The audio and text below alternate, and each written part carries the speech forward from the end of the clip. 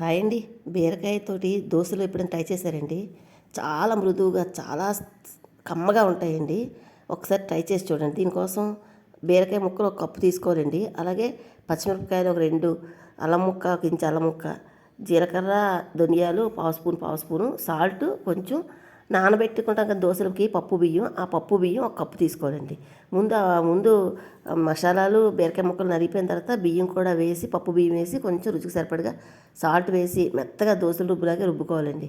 ఈ అట్లు మాత్రం చాలా కమ్మగా ఉంటాయండి. చట్నీ అవసరం లేకుండా ఉత్తి నోటనే తినేయవచ్చు. మీకు చూస్తేనే అర్థమవుతుంది కదా, చాలా మెత్తగా ఉంటాయి.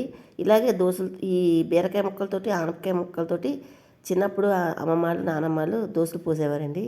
చాలా కమ్మగా ఉంటాయి. మీరు ఎప్పుడు ట్రై చేయకపోతే ఒకసారి ట్రై చేసి చూడండి.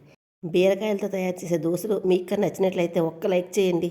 మరిన్ని మంచి వీడియోల కోసం సబ్స్క్రైబ్ చేసుకోండి. Thank you for watching. Bye అండి.